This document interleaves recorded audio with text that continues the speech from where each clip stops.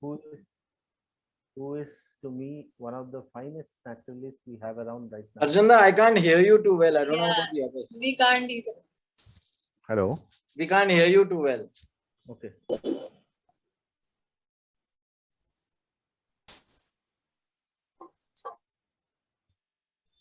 Hello. Am I audible now? Now we can hear you. Okay. So, good evening, everybody.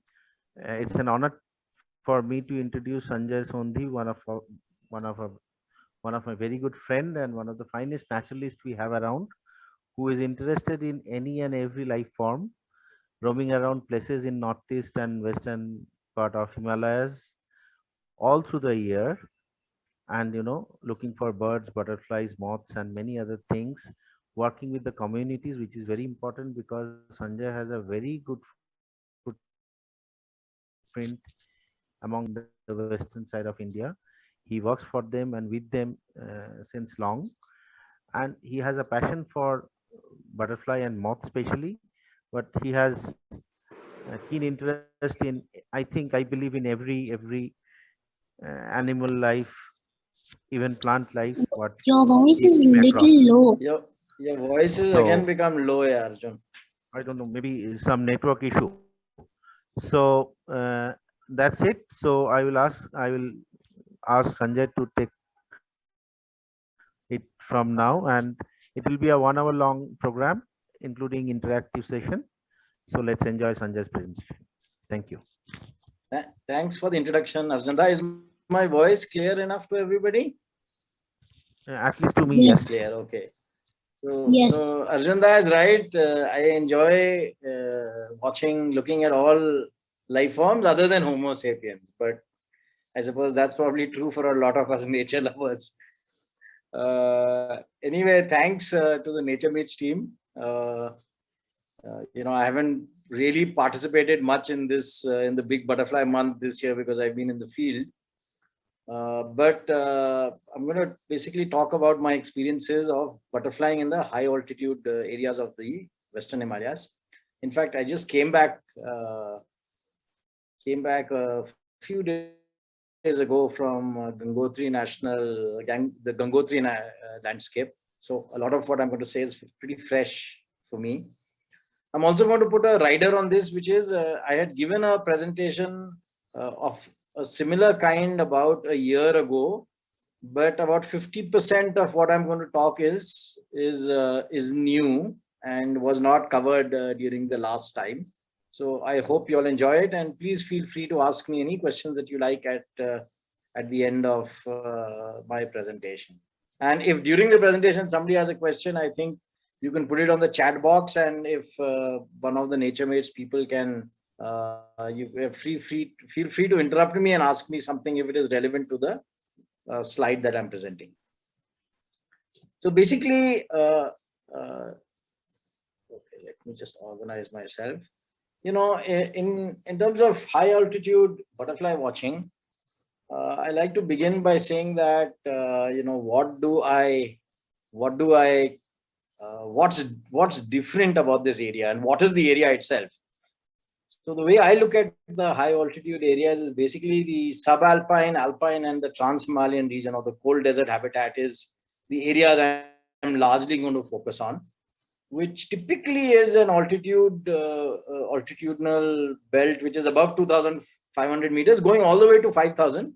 But I've sort of said 4,000 because at 5,000 meters or so, there's very little insect activity. I mean, there are some butterflies that do fly, but for the better part, this is the range in which you get to see a lot of, well, not a lot of, but some butterflies. Very clearly, what's different in this area is that the insect population is quite low, including butterflies and moths. And many of the species are basically not of the not oriental species, but mainly the Palearctic species. And which is great because, you won't see Palearctic species in Dehradun or in other parts of, the lower parts of the Himalayas. And butterfly sightings are sometimes very, very few. There are days that I have just seen 2 or 3 individuals in a day. sometimes many more. And on many occasions, you end up doing very, very long walks in lovely landscape, but seeing very little. But whatever you see is freaked out. I mean, a lot of the things that you see in this belt is stuff that is probably going to be new for you. Interestingly, everyone who gets interested in butterflies heads to the northeast. And on one occasion, I remember asking one of my friends, "Yeah, sab northeast kyun aate hain? Why aren't they coming to Western Himalayas?" Because in Northwest Himalayas, there are at least 100 species that are not found anywhere else in India. I mean, and that's, I would say, given the fact that we have between maybe 1350 or 1400 species in India, this is a big number, right? So I think it's well worthwhile for butterfly lovers to actually visit this part of the country. And what are the things that you see? You see, in the blues family or the lysinids, things like meadow blues, mountain blues, underwings, coppers, hair streaks. And in the nymphalids, the saturnines or the browns are in large numbers. And hence rock browns, meadow browns, walls, satyrs, arguses, lots of those. Some very, very funky peerids as well, which are basically high altitude species. I think the most prominent of these is the clouded yellows, of which there's a whole bunch of species in the Himalayan region. And then, of course, the highlight, the Apollos. I remember doing a trip with Balakrishnan Valapil to Ladakh. And he told me, "Sanjay, don't show me anything else. I don't care. But if I don't see an Apollo, I mean, like my whole trip is wasted." So there are many people who like to visit basically to see Apollos. When should you visit? It's actually entirely linked to road access. I mean, if you are visiting a place like Ladakh, till possibly May, the roads are closed. And hence, maybe June to September is a really good time. So the Trans-Himalayas, I think June to September is the best time. If you look at Uttarakhand, where you can access both all the three areas, subalpine, alpine, as well as Trans-Himalayas, then probably May, June is the best period. I mean, the time you'll get maximum sightings. And obviously what you see is linked to, flowering season, host plants. And then you have many, many species that are only single brooded, especially at the very, very high altitudes, because the season is really small. The flowering season is short compared to the rest of the country. So many species have only a single brood, and hence don't fly for very long. So typically as I said, three zones, the Trans-Himalayas. I mean, this is a typical view of the Trans-Himalayan region. This is a view of basically Khardungla, which is 5,600 meters. And I've said this to many people. I still remember I made my first visit to Ladakh, I think in 2016, and I asked many people saying, Himalayas are same, right? Hello? Ladakh and Himalayas are same, right? Yeah, the Himalayan region includes Ladakh is basically the Trans-Himalayan region of the Himalayas. That's right. Yes. So Ladakh is part of the Himalayan region. Yes. Okay. Yeah. So I remember asking many, many people that, I want to go and see butterflies in Ladakh. Can you help me? Can you guide me? Where can I see butterflies? And everyone told me, "You're crazy. There are no butterflies in Ladakh." So all the people that I know who've been frequenting Ladakh for a long time said that you're wasting your time here. What are you going to see? And in a landscape as desolate as this, finding butterflies is not easy. So basically, when I visited, I basically said, "Okay, I'll just plan my own visit and I'll figure things out myself." So I've made 2 visits to Ladakh. On each visit, I've seen about between 40 to 45 species. And many of them have been really, really funky sightings.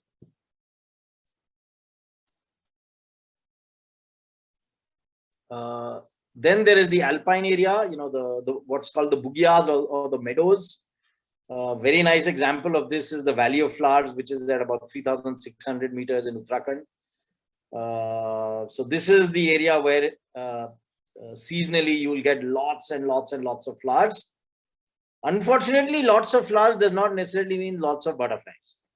So I remember that I visited the Valley of Flowers in Uttarakhand in August, I think 3 or 4 years ago, and I got to see 3 species. Okay, so maybe the season was wrong. I don't know what. There were hardly any insect activity in that month, but of course it was great for flowers. So which was the primary reason I was visiting.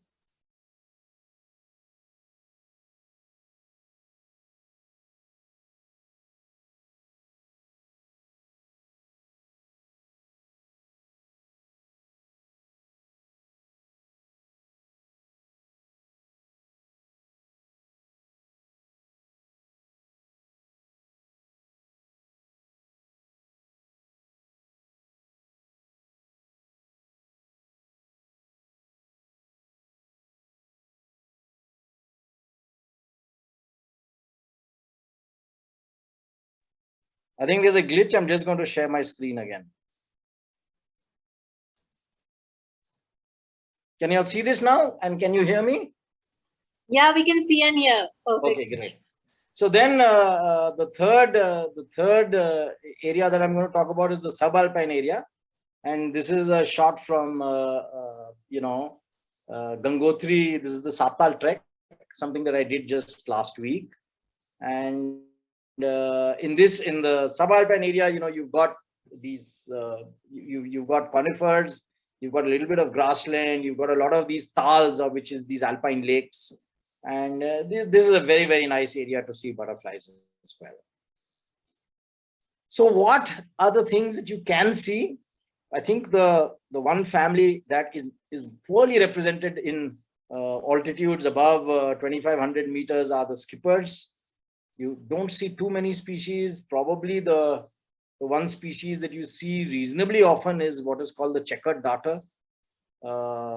This has a distribution which is basically from Kashmir to Kumaon, and it's reasonably common. I mean, if you go in the right months, you will see this.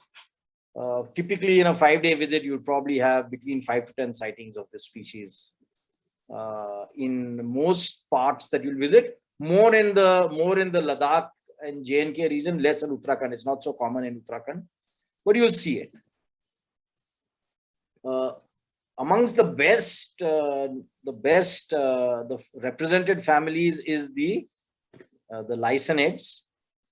And for me, one of my favorites is what is called the underwings. So there are basically 4 species of underwings in the Western Himalayas, and all of these have got this green colored underside of the hindwing, which is why they are called underwings. But they are actually best separated by the upper side. So if you only get an underside shot, there's no guarantees that you'll actually be able to identify it. So this is one species, the bright green underwing. This is the next, which is the dusky green underwing, and as you can see, the upper side is changing, and then you get the large green underwing, and in fact, this is the only underwing species you get in Uttarakhand. Whereas the others are basically Kashmir and Himachal Pradesh as well. And these are very pretty butterflies. They're easy to photograph because they mud puddle a lot if you get bright and sunny day, but very pretty to look at. If you do see them, make it a point to get the upper side. Otherwise, you may not be able to identify it with certainty. Then you have, a few other butterflies, such as which are easy to identify. This is the dusky meadow blue, Devanika. Not very common. It's basically Kashmir and Ladakh. Doesn't come into even Himachal or Uttarakhand. I have seen it, I think, just 2 or 3 times in my 30 days of travel in the Ladakh area. So it's not very common, but it's one of the meadow blues that is easy to identify. Then you have what's called the Eastern Baton Blue. This is quite common in the Ladakh area. If you go, the best place to see this actually is in agricultural fields. So if you go to agricultural fields which are bordered by bushes and shrubs, there's a fairly high likelihood that you'll be able to see it. This is also one of the easier butterflies to identify. You can't really confuse it for anything else, and it's quite common. This butterfly is something that I like. This it's called the Indian white line hair streak. It's a large lycaenid, larger than the meadow blues, and I remember when I first saw this in Ladakh. I've also seen it in Uttarakhand. I actually thought it is one of the saturnines because its flight is quite different from a lycaenid. It actually flies very, very similar to the browns or the saturnines, which is a nymphalid. And it didn't settle down for a while the first time I saw it. So I was actually left wondering, see, kya dekh raha hu main? And then, of course, finally it sat down, and it's fairly easy to photograph. And interestingly, on the second visit I made to Ladakh, we found a hill slope where we actually counted between 20 to 25 of this hair streak species in a very small patch, maybe something like 20 square meters. They were all feeding on flowering shrubs over there. I also spotted it in Uttarakhand a few years ago in Gangotri, and that was actually the first published record from Uttarakhand in many, many years. I don't think there have been any recent sightings of the species from Uttarakhand. Then there is this other group, the meadow blues or the Poliomatus. I get a lot of people sending me images saying, can you help identify? And in most cases, I say, not certain. I mean, there are possibly 9 species known from India. When I say possibly, because this group is a taxonomic mess, okay? It is almost impossible to identify these species using photographs. And if at all you want to identify from a photograph, you need the upper side for sure. And the fact remains that I think a lot of work needs to go into resolving this group of species, especially for India. I mean, there is just no way that we can be certain of what we are seeing until we have specimens and we have examined probably genitalia and also done molecular work. But this species is probably the most widespread, Poliomatus ariana, and it goes all the way to Nepal. So it's also seen in Uttarakhand. And the other one that is reasonably common in the Ladakh area is what's called the Ladakh meadow blue. As you can see, the upper sides are quite different, and hence you can separate these. But there's so much variation that trying to identify these species from just images is, I think there's a great deal of uncertainty in any of the IDs of the meadow blues, or what I call the Poliomatus group. This is probably the easiest one to identify. I haven't seen this. This is not my photograph. This is called the Kumaon meadow blue. It is known only from northern Kumaon, and it's probably one of the 2 endemic Uttarakhand endemics. This is a photograph taken in the alpine meadows above Munsiari in the Pithoragarh district. And this was described actually only in 1929 by Riley from specimens in North Kumaon. And it was rediscovered. I think both ZSI guys spotted it, and this local community group called Himal Prakriti in Munsiari also spotted this butterfly. So I think this is probably one Poliomatus that is very easy to identify because of its markings and the kind of sheen that it has, the coloration that it has. Then there's the mountain blues, the albolinas, very peculiar butterflies. These are actually seen again in alpine meadows in the Trans-Himalayan landscape.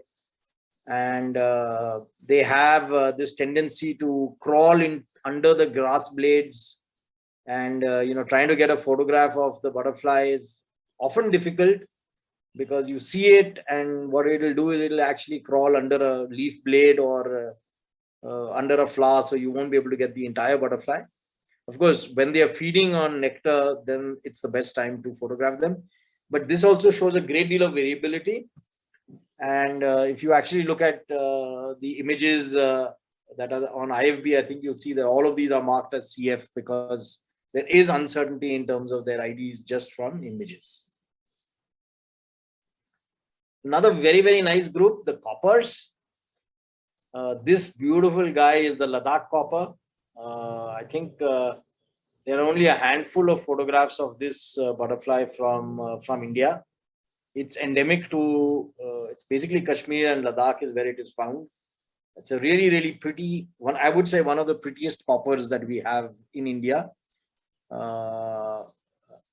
Then there is the white bordered copper. Actually, this is a species that you will actually see even at lower altitudes.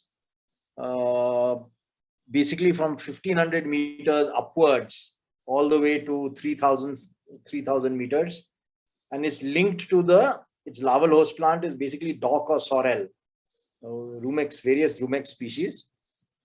And wherever you get rumex, you're likely to see this butterfly. And its cousin is the common copper, which is also seen all the way up to possibly, I think I've seen it at 3,500 or 4,000 meters, if I recall.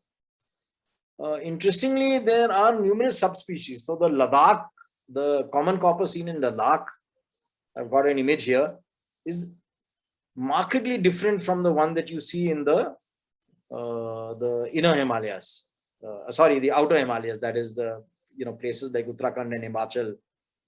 And I have a feeling that this is another thing that needs to be sorted out. Is more than there are numerous subspecies listed for this for the common copper in India. My own feeling is that they're probably all going to be different species. If somebody actually collects specimens and does appropriate genitalia comparisons and phylogeny comparisons, you probably find that this is a different species. That's the high altitude one is different, and the one that you get in the rest of the Himalayan region is different. And then there is this very poor photograph that I have of what's called the green copper. I've seen it just once. I saw it in Great Himalayan National Park in 1990 when I was using slide films. So I have to apologize for the quality of the shot. I didn't even have a macro lens in those days. But I think it's one of the rarer coppers, more common in Kashmir and Himachal. There's just, I think, one sighting from Uttarakhand, but it isn't a common species, and it's quite beautiful. And you can see, easy to identify from the upper and underside. It's green, entirely green on the underside. And typically you'll see this above 2,500 meters in the subalpine zone. Then there is, coming to the nymphalids, the meadow browns, 8 species in India. I mean, I've photographed a whole bunch of them.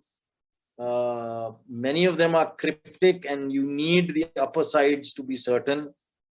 So if you are ever seeing these dusky meadow browns, please do try and get the upper side. Even if you're getting the upper side in flight, it's fine, it doesn't matter. But with a high shutter speed, you can get the upper side images, and that helps in identifying them. These are respectively, the one on the top left is the short-branded meadow brown. Then there's the dusky meadow brown and the tawny meadow brown. Very similar species. But I still remember the first time I saw a meadow brown in the Trans-Himalayan region. We were driving on the road, and there was basically, it was a rocky hill slope, hardly any vegetation. And I saw something flying, and I told the guys with me saying, stop the car, stop the car. They said, "Yahan kyun ruk raha hai? Kuch nahi hai." can't you see there are no plants, there's nothing. I said, just stop the car. And this was like maybe just 30 minutes outside of Leh. And I stopped the car and I got down and I chased this butterfly, and sure enough, it was the dusky meadow brown. And there were quite a few of them, at least 4 or 5 butterflies flying there. And they feed on the flowers of these small shrubs that are there in the Trans-Himalayan region. So anyone who's going butterflying in the Trans-Himalayan region, don't get fooled by the habitat. Even if there's a small amount of greenery, there could be things that you could see there. This is tawny rock brown, 2 species. Again, here you need the upper side. So do make sure that you are photographing both upper and under of the species to separate it. And then this butterfly is something that I got on my last visit to Ladakh. It's Paroensis humilis, the Ladakh mountain satyr. And I'd been looking for this. I mean, in my first visit to Ladakh, I was looking for this butterfly. We didn't see it. On the second visit at a different spot, I saw this in a meadow. And if I recall correctly, there were about 50 individuals flying in that meadow. And so they were locally very, very common. But we saw them in maybe 3 or 4 locations overall. And it's a beautiful butterfly, but it's got this really weird behavior where you can see here that it basically crawls through the grass. You can actually see these 2 butterflies. They may be a male and female. Maybe it's a courtship of some kind. But the butterfly has a tendency to drop down into the meadow and then virtually crawl under the grass so that it's camouflaged. And you're trying to get images of it where, only when it's nectaring do you actually get a clear shot. If it is sitting in the meadow, it's probably going to be, trying to crawl its way and hide amidst the grass blades. And I saw them do this repeatedly. I mean, they would fly, settle, and they would actually virtually crawl on the ground, trying to get under grass blades in the alpine meadow. If there are any scientists and serious researchers on this call, Karanasa species, I've labeled this as CF hubneri, but I really don't know. Okay. I mean, there are something like 4 to 6 species known from the Indian Himalayas, this Karanasa group. Highly complex. These were all described based on species and subspecies that Evans had laid out more than 100 years ago. And I think we just don't know anything about this group. This genus, we need to sort it out. The differences that Evans mentions in his book to separate these are so insignificant that it's impossible to be certain. And the thing is, you can make out it's a Karanasa, but you just cannot be certain what species it is. And the problem in the high altitude Himalayas is that, especially in the outer Himalayas, that you may actually be getting different species from valley to valley. And actually, that's what Evans did. He described a number of different subspecies based on regions of Ladakh, saying, northern region, one species, southern region, another species, and so on and so forth. But nobody really knows as to whether these are species, subspecies, forms. Basically, taxonomic resolution needed for this genus for certain. Another nice group is the satyrs. Again, basically montane species, 5 species of Olosera in the Western Himalayas. This is the one that you normally see in the higher altitudes. These photographs, I think, are either from Ladakh or from the Valley of Flowers. And easy to identify this one. Then you have the common satyr. Again, in the inner Himalayas, you have, like, if you look at literature, these 2 species are considered Olosera swaha, common satyr. But the one that you see at high altitudes, which is Garuna, is completely yellow, both underside and when it on the upper side also, it's a bright yellow. And the one you see in the outer Himalayas, the lower altitudes, is the other one, the one on the bottom right. My view is these are two different species. I have seen both of them fly. I've seen their habits. I've seen their habitats. I don't know why they've been defined as a subspecies. I mean, with much lesser differences, we, declare taxon as different species. I think once somebody gets into looking at genitalia and molecular phenology, these are going to be two different species. I'm very, very confident of that because they are so different, even from external morphology standpoint. So the Garuna you will actually see above 3,000 meter in the inner Himalayas all the way to Uttarakhand. And then if you come to areas like Mussoorie and stuff like that, you'll see the other one. Two other species, the striated satyr and the great satyr. The striated is basically a single brooded species that flies basically primarily in August and September. All the other satyrs are basically double brooded. But if you want to see this one, you basically need to be in the subalpine zone in August and September. Coming to the tortoise shells, the mountain tortoise shell recorded in Uttarakhand after many years. I think there are just a few records. This is a photograph taken by Trilok Rana. He's from the Munsiari group that does ecotourism. And I think last year, if I'm not mistaken, Arun Pratap Singh also published a paper saying mountain tortoiseshell sighted in Uttarakhand after more than 100 years. But it is seen from Kashmir east to Sikkim, so there may be other sightings in rest of the country, but not many, not very many sightings of this species. This one is more common, the Ladakh tortoiseshell. So we are this was one of the species that was on my list to see. And my first visit to Ladakh was in the month of June and July. And we didn't see a single one. And I was so disappointed. And then my next visit was in the month of August. And we saw two of these, but we saw hundreds of caterpillars. Hundreds and hundreds of caterpillars. This is its larval host plant, basically a different species of stinging nettle, Utica hyperborea, and we saw dozens and dozens of caterpillar. I'm fairly certain that if somebody had visited a few weeks after us, this species would have been seen almost everywhere. And you can see the caterpillar also in the image above.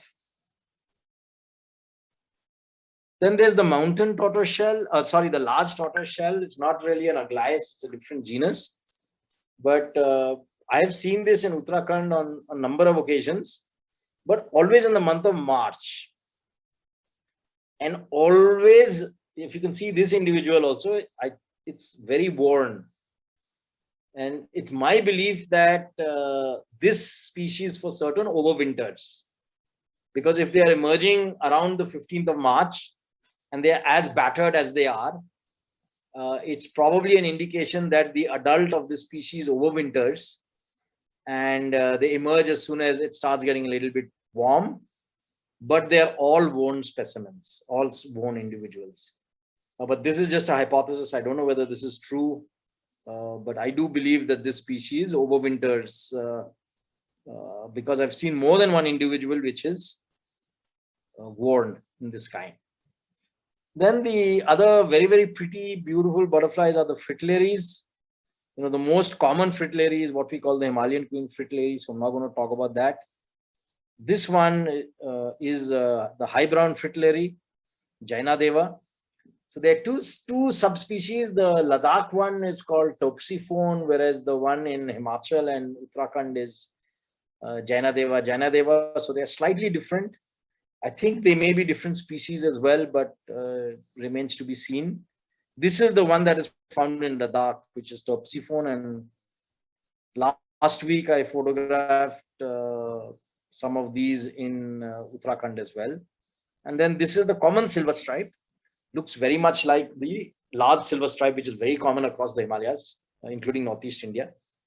But the upper side is quite different. It doesn't have the blue on the upper hind that the large silver stripe has.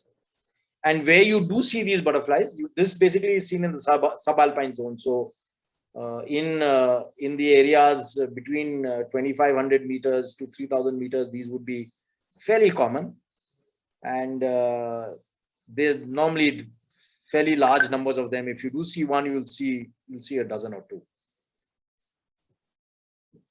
Then this butterfly is another really, really cute one. Black vein fritillary. When I first saw this butterfly, I actually thought it's a moth. Okay, this butterfly was sitting as though it was dead at about 9 a.m. in Ladakh in swampy land. They basically, I've always seen them in very, very swampy meadows where there's a lot of slush and a lot of flowers. And when I saw it, I said, "Ye kya hai? Ye to mujhe moth lag raha hai." But when I went close and I saw it, I said, "No man, it's a butterfly." And to show you how tiny it is, this gives you a sense of, I think it's one of the tiniest brush-footed butterflies we have. It's really small, and it sits in this weird fashion, with wings closed amongst the blades of grass. And it's difficult to spot also because it's so small. But on our second visit, we saw lots of them. I mean, they are basically swampy land with flowers, and you're fairly certain to see this species especially in Ladakh. Coming to the Pierrids, fiery clouded yellow. I mean, lots of clouded yellows, more than a dozen species. But these are very irritating butterflies. Okay. The reason I say they're very irritating butterflies is that typically you will see a clouded yellow in an alpine meadow, and it will not be sitting, it will be flying. So you see it, and what you need to do is you need to chase it. And when you chase it at 3,500 or 4,000 meters, a guy like me who's not very fit, I mean, like, I'm huffing and panting because oxygen is low there. And these guys don't sit, they'll keep flying, and you keep chasing them, and you just hope for the fact that one of them will settle down and you'll be able to photograph it. So there's lots of these clouded yellows flying, typically in the distance. And this one was relatively easier because they were nectaring and we could photograph them. This one, orange clouded yellow, I remember I was in an alpine meadow in Ladakh. I spent an hour and a half trying to photograph, just get a single photograph of this species. They just kept flying, they wouldn't settle down, and there were more than a dozen of them in that meadow. And I just kept chasing after one, then another, and finally got a few pictures. But very irritating butterflies to photograph because they don't sit down much. Then, you see this, there is this cabbage white. I mean, I was very, very surprised. This was on my list when I went to Ladakh. Didn't see it on my first visit, but on my second visit in August, there were like, I would say dozens of them. It's known basically only from Kashmir in India. There are records from Uttarakhand and there are records from Himachal. But I think these records are suspect because there was no evidence that was posted along with. I mean, there was no images, and I think people just mistook them mistook the Indian cabbage white for this species. You see them in agricultural fields around Leh in the right season. If you go there, they're fairly common, and they're easy to identify if you get the upper side. No difficulty in identification. Then another butterfly that's only restricted to Kashmir is the Pieris Dyota. It's called the Kashmir white, and we basically saw it quite commonly, easy to identify. We reared them as well. We've got the eggs. We've got the entire life cycle recorded in the paper that we published. So it's easy to see easy to photograph as well. And basically, Ladakh is the place to go if you want to see this. And then you have the bath whites, two species. You know, the common bath white is, of course, seen throughout the Himalayas, all the way to Eastern Himalayas and even Northeast India. So these are the West Himalayan species. There's, I think, 3 species of Pontia, and these 2 are reasonably common, Calidais and the lesser bath white and the lofty bath white. In Ladakh and even in Himachal, I think you'll see them. They're less common in Uttarakhand, but they're reasonably easy to see and fairly easy to identify as well. This is another one of the chasers. I mean, I saw this just once, the butler's dwarf. If I'm not mistaken, I chased it for about 20 minutes before it sat down. And I was huffing and puffing, out of breath, could hardly hold my camera. I think at about 4,000 meters. Very few sightings from Uttarakhand, but Kumaon and I think Himachal Pradesh, there have been records of this species over the years. This is again a very peculiar species, the lesser brimstone. You know, when I read up old literature, I read Winter Blythe and stuff like that, they say it's fairly common. But I have just seen it once. And as you can see, this species, just like the tortoiseshell I showed you, is very worn. And the brimstones are known to overwinter. I mean, the reason why the brimstone gets, people say that the name butterfly comes from the origin of the, I mean, it's anecdotal. The origin of the name of the butterfly is from the brimstone butterfly, because it seems like butterflying. And this group, all the brimstones are known to overwinter.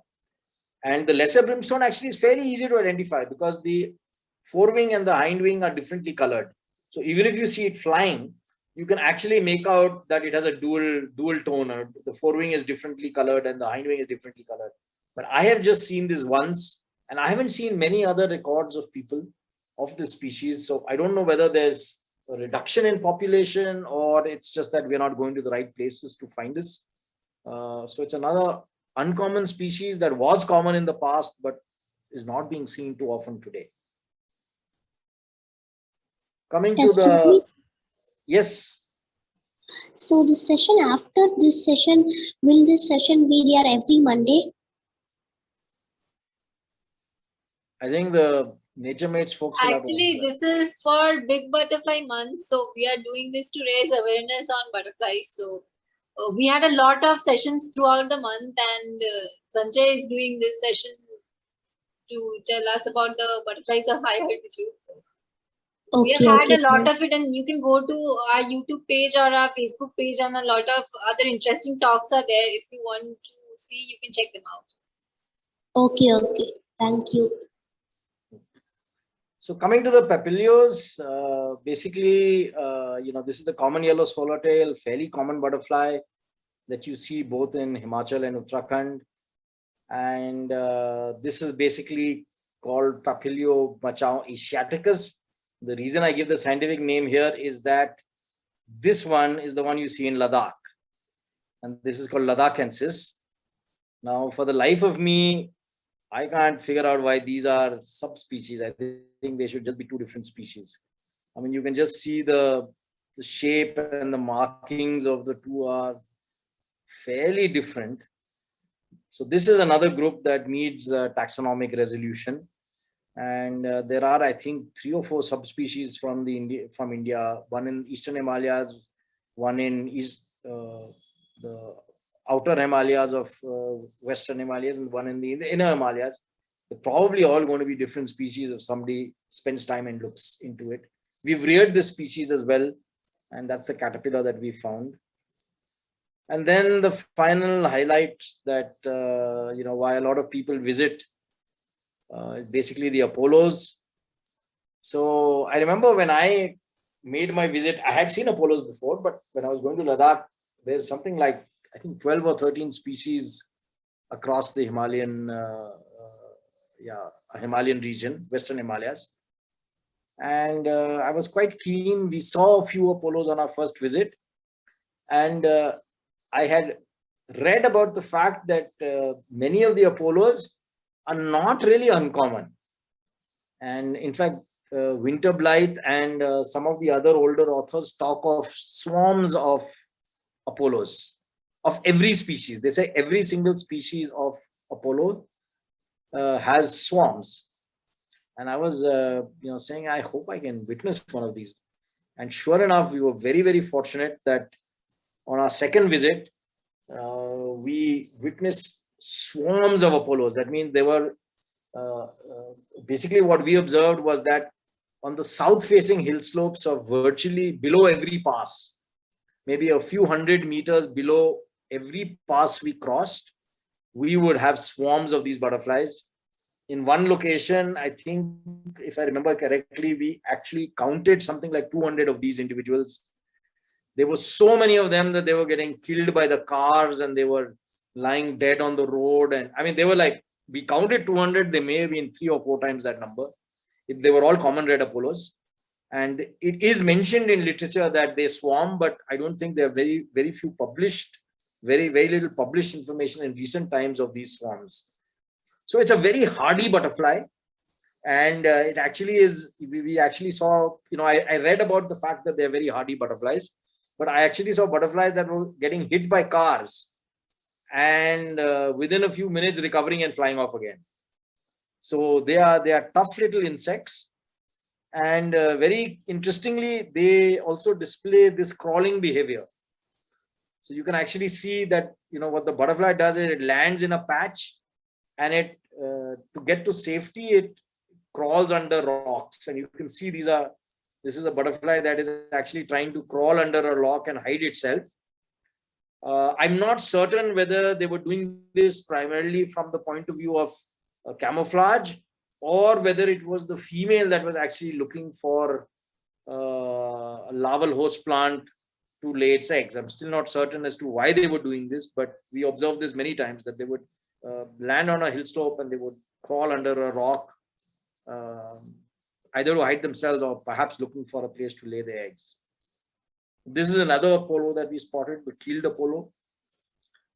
Again, the Apollo is another group which needs a lot of taxonomic resolution, and I think somebody needs to work on it.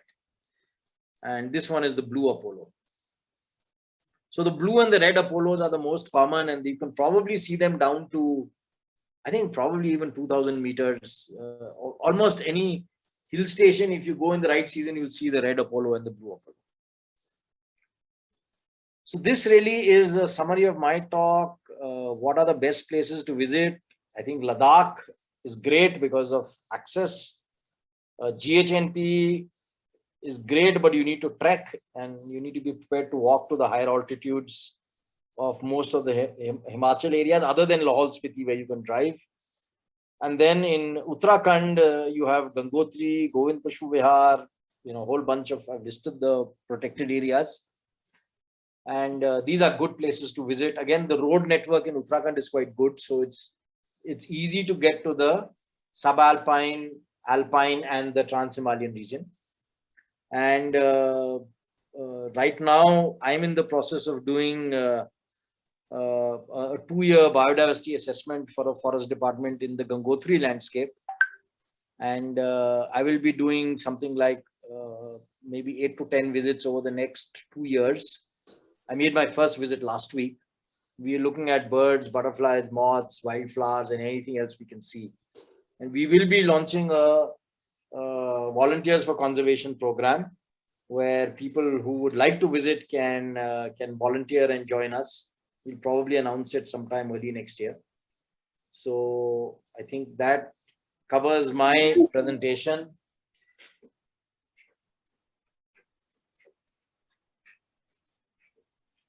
Hello.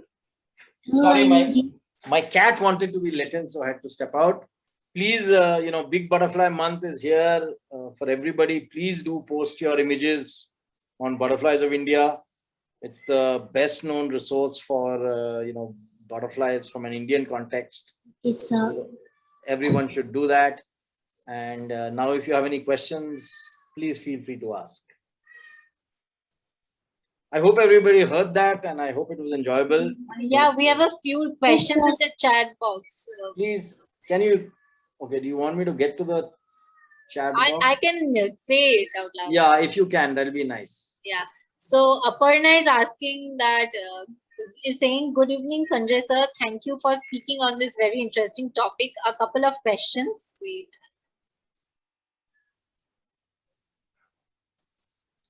Hello? When you say Northwest Himalaya, which areas or states in India and in other countries does it cover? Also, would you, one sec, I am continuously using my space.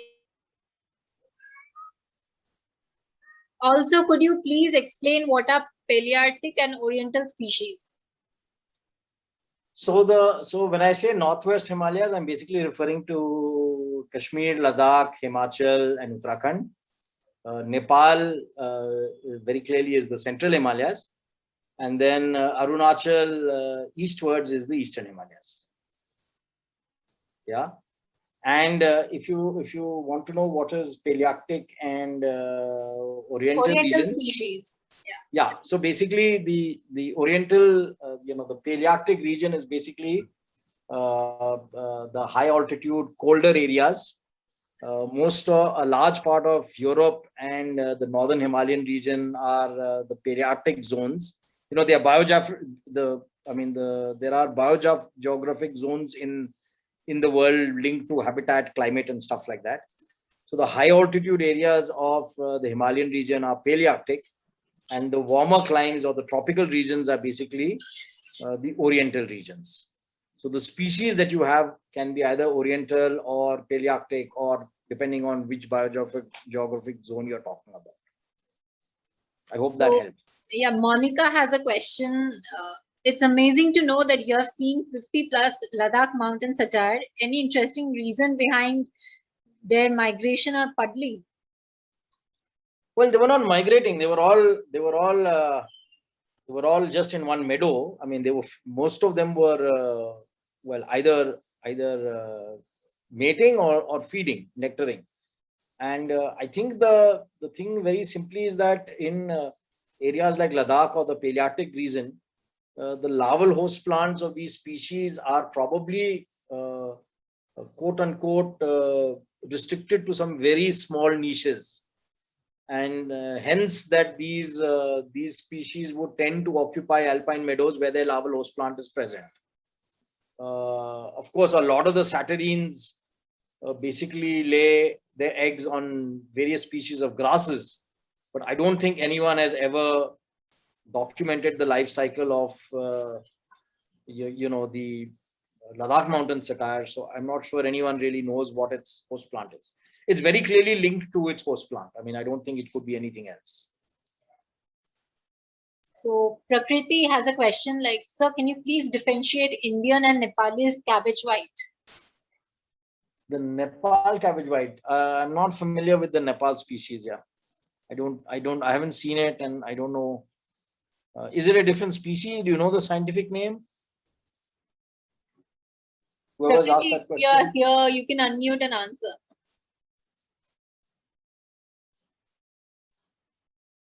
Nepal cabbage white. Is it a different species? I don't know. I haven't seen this.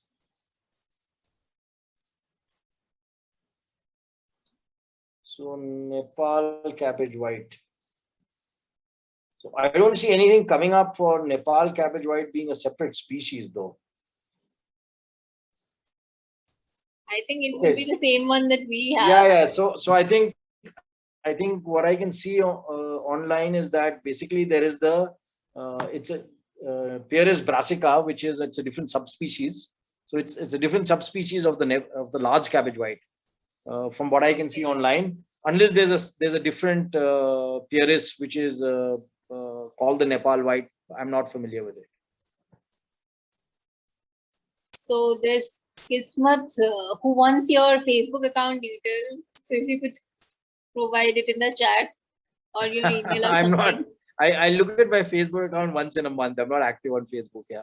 If you want, you can. I'll write my email, and My phone number, you can contact me on WhatsApp, but don't bother to contact me on Facebook because I'm not active. Yeah. There you go. Okay.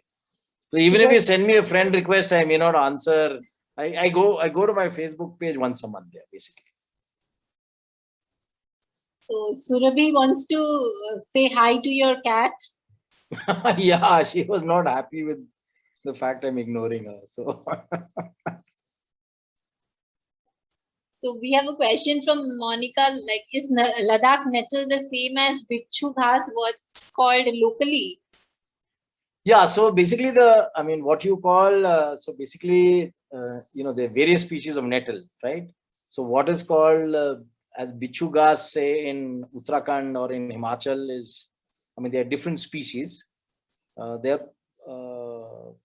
there's lots of species that are called nettle. What is known as bichu ghas in Uttarakhand is the same genus Urtica, but it's a different species from the one that I showed, which was in Ladakh. But yes, it's stinging nettle at the end of the day.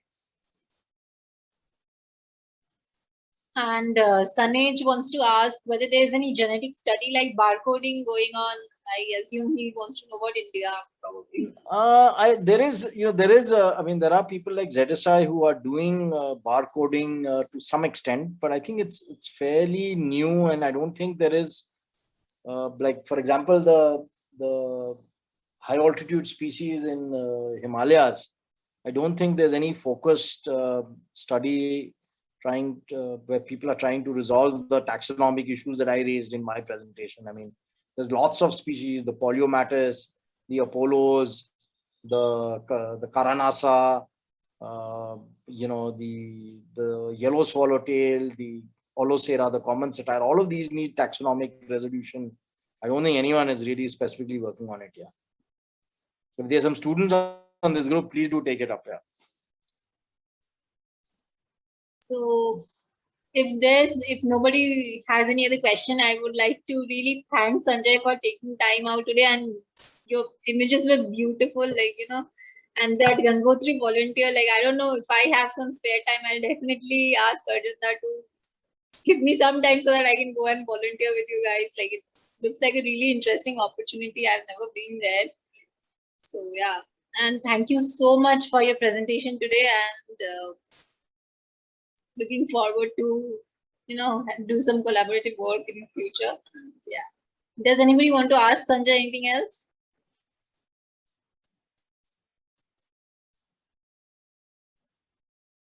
Okay. So Ashish is saying thank you for your session. It's very informative and interesting. So, yeah. Okay, great. I hope people enjoyed it, and I hope it was nice. And thank you so much. Feel free to reach out if you have any specific questions. And yeah, Sanjay has shared his email there, so note it down, guys, and you can just contact him directly.